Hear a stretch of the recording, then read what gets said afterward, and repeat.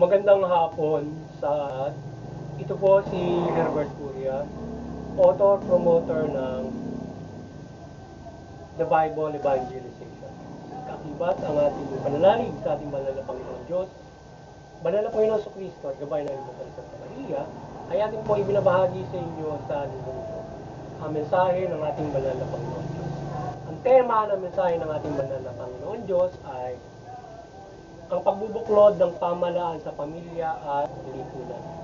Ngayon babasahin ko po sa inyo mga mensaheng ito mula po doon sa Mabutupan o mabuting balita ng pag-aari ng ating Panginoon Diyos sa pamamagitan ng banal na Panginoon. At ayon po dito kay Apostol San Mateo, Siyam, talatang 5 hanggang 6, ito po ang mensahe. At sinabi, dahil dito ay iiwan ng lalaki ang kanyang ama at ina at magsasama sila ng kanyang asawa. At sila magiging isa.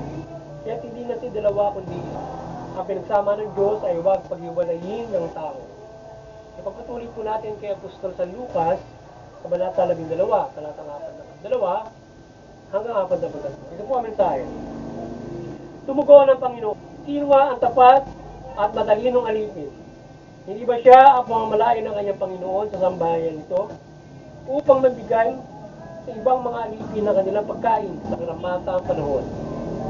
Papalad ng alipin kapag dinasal niyang gumagawa ng gayon, pagpabalik ng kanyang Panginoon.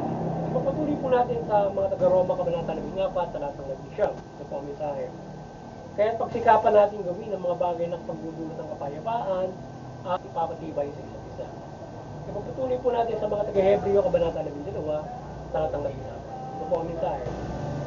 Magpakabanal kayo at sikaping makasundo ang inyong kapwa, sapagkat hindi nyo makikita ang Panginoon kung hindi kayo namumuhay ng gano'n. Magpatuloy po natin sa unang Korinto, Kabanata 12, talatang 18 hanggang 19 at 20. Ito po ang mensahe. Subalit, inilagay ng Diyos ang bawat bahagi ng katawan para sa minabuti niya. Hindi niya maituturing na katawan kung hindi isang bahagi lamang. Ngunit ang totoo ay marami ang mga bahagi, ngunit isang katawan lamang. Kaya hindi masasabi ng mata sa kamay, hindi kita kailangan. Hindi ng ulo sa mga paa, hindi ko kayo kailangan. Kung nasasaktan ng isang bahagi, nasasaktan ng lahat. Kung pinararangalan ng isang bahagi, nagagalak ang lahat. Ipatuloy po natin sa 2 Korinto, Kabanata 8, talatang 1. Ito po ang mensahe. Kaya ng Diyos na pasaganahin kayo sa lahat ng bagay, hindi pa sa inyong pangangailangan, upang may magamit kayo sa pagkakawang gawa. Gaya ng sinabi sa kasulatan, siya'y numudmod sa lupa, ang kanyang kabutihan ay walang hanggan. Ang Diyos ang nagbibigay ng yasik at tinapay na makakain, ang siya magbibigay sa inyo ng bini at magpapalago nito upang mamunga ng sagana ang inyong kabutihang loob. Pasasaganahin niya kayo sa lahat ng bagay para lalo kayo makarami. Sabi dadami ang magpapasalamat sa Diyos dahil sa inyong tulong na dadalhin ko sa kanila. Ipagtutuloy po natin sa taga-Roma, Kabanata 13, talatang 1 at 7. Ito po ang mensahe. Ang bawat tayo pasakop sa mga pinuno ng pamahalaan. Kung ang pamahalang hindi mula sa Diyos at mga pamahalang bisiran ay tinatag ng Diyos. Ibigyan ninyo sa bawat isa ang nararapat sa kanya. Pagbayad ng buwis sa inuukulan, gumalang na nararapat ni galang para ngalan ng dapat. Ito po ang salita ng ating banal na Panginoon Diyos, ating pong pasalamatan ng ating banal na Panginoon Diyos, at hindi ng banal na Panginoon sa Kristo, at ang banal na Santa Maria at Espiritu Santo. Maraming salamat sa ating banal na Panginoon sa Kristo at Espiritu Santo at sa banal na Santa Maria. Ngayon ay ipaliliwanag ko po sa inyo itong mensaheng ito mula po din sa tema na ang pagbubuklod ng pamahalaan sa pamilya at lipunan. Nais kong ipabati ng ating banal na Panginoon Diyos sa pamamagitan ng Panginoon sa Kristo na kahit sa kanyang mga inihayag na tayo ay siyang papatik sa pamahalaan at sa lahat, lalong-lalo na sa pamahalaan. Sabi ng ayon sa ating banal na Panginoon Diyos ay yung pamahalaan ay upang mapagbuklod dito ang sambayanan o yung mga mula doon sa pamilya, ganito dapat doon niya, mula doon pala mag-asawa. Yung mag-asawa ay gabayan nito na sila ay hindi dapat pag-iwalay ng tao. Yung mga pinagbuklod ng Diyos ay hindi dapat pag-iwalay ng tao. So ganun niya, mula doon ay pinagbubuklod ng yung pamilya sa pamamagitan ng pag pagpapatibay nung samahan ng mag-asawa. Yan, at ng buong pamilya. So meron nga tayong meron diyan sa family code at iba't ibang mga suporta sa pamilya para ito ay palakasin, patibayin at iba't ibang mga gabay ng pamahalaan at serbisyo ng ating mga pamahalaan. Maliban dyan ay sabi ang ating pamahalaan ay upang mapagbuklod dito ang kanyang nasasakupan, dapat dito ay maglingkod ng tapat, maglingkod na matuwid. So sundin ng pamahalaan yung mga mabuting balita at paglingkuran nito ng mabuting pamahalaan upang ito ay buklod mula doon sa balangkas ng pamahalaan paano ito mamamahala. So marami mula doon sa Pilipino community ng kapayapaan ay dapat ay ang pamahalaan ay accountable na tapat. So, matuwid nga. So, ika nga, bilang lingkod ng Diyos, bakit ba nagiging parang Diyos ang mga tao? At palaganapin ninyo ang kapayapaan. So, yan ang pangunahin nga na gabay ng Diyos o gawain ng pamahalaan. Palaganapin nyo ang kapayapaan sa iyong nasasakupan para mapakbuklod mo yung mamamayan mo mula doon sa pamilya na kailangan sila magabayan mo sa kapayapaan. So mapupagbuklod yung dito ng pamilya sa magabayan mo ng kapayapaan at sikapin nyo na inyong kasundo o inyong ang lipunan ay ang lipunan at ang pamahalaan ay mayroong mahusay na relasyon. At hindi lamang yung mamamayan sa mamamayan ay dapat ay pinagkakasundo ng ating pamahalaan. So kaya nga nagpapahira ng kapayapaan. So kailangan ay ganyan ang dapat na relasyon ng pamahalaan sa mga tao at yung mga tao ng pamahalaan. So ngayon syempre may yung sa pamahalaan, may nagre-rebelde, dapat sikapin ng pamahalaan ang mga programa nito na ito ay makapagbubuklod at hindi pagkaroon ng mga ganitong klase ng mga problema yung ating kailangan piliin ng mga pagbubuklod. Ganyan para hindi yung mga tao rebelde, hindi yung tao ng rebelde, magkaroon ng kabuluhan sa lipunan. Pagkatitibok doon sa mapayapa at mahusay na pamumuhay yan sa pamilya. So, sabi nga ng Panginoon Diyos ay dapat yung pamahalaan walang itatango. So mahala ito ng walang mataas, walang maliit, wala itong sinisino na pabor o paboran. Kinakailangan fair sa lahat ng ating pamahalaan na pagpapahingan ng equal justice. So dapat yung pamahalaan walang kinikilingan. So dapat siya ay fair for everybody. Pero kung ang pamahalaan ay may kinikilingan, hindi maganda yun. Nagkakaroon ng pagkahati-hati ang ating lipunan mula alam na mahirap, mayaman yung ating kulturo, may mga ganun. Dapat fair para kung ano man matatayuan ng mga tao sa lipunan, sila ay magkakaisa pa. Kaya dapat yung pamahalaan ay hindi ito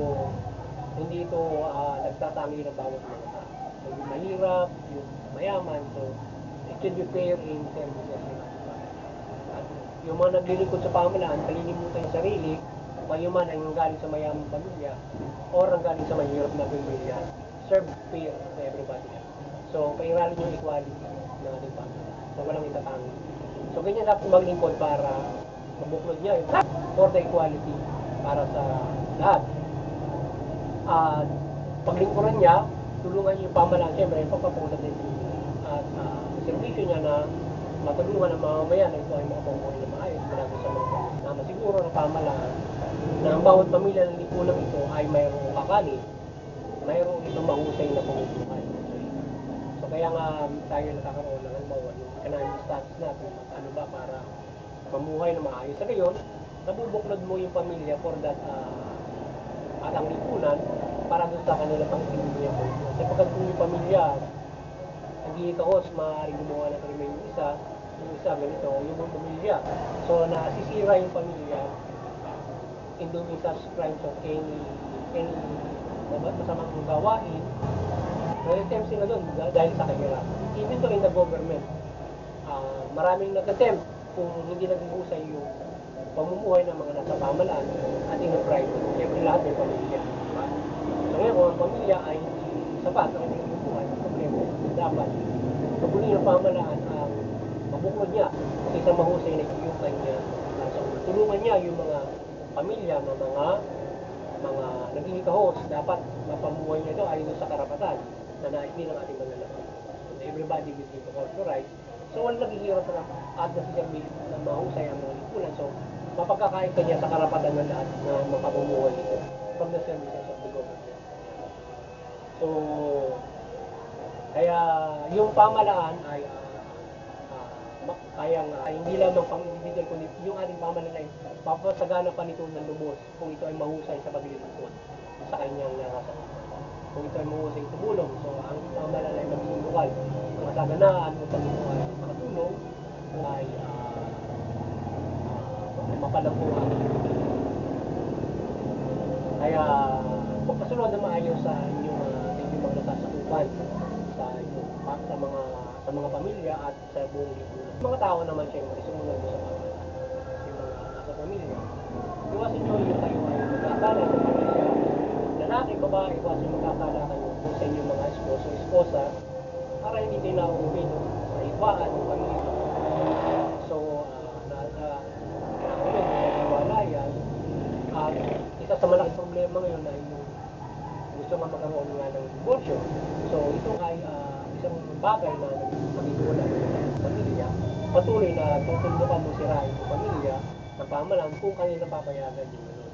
So kaya para ang gawin ng pamahalaan ay pagbuklo rin mabuti yung pamilya hanggat magagawa niya pero sa dapat para yung animal yung problema na nangyayari.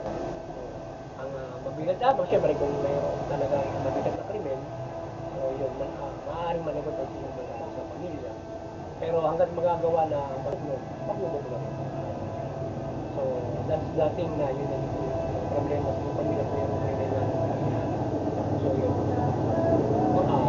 dapat ay mapag-usay yung relasyon ng pamilya at maraming dapat gawin na tamang gobyerno to bind the family. So may iwasan yung iwalayan, broken family. So, natutulungan sa lahat ng bagay. At walang discrimination. Mahirap kaya mong individual sa atin. So, ganyan dapat. Pagpupok namin na sa pamahalaan, yung pamilya at yung dito. At napakarami pa sa malakas ng ating balita upang ang pamahalaan ito malima, yung mga nanunungkulan at ang pamahalaan ito mamamahala sa pamamagitan. Bakit ang pamahalaan, hindi naman ang mamamahala ito.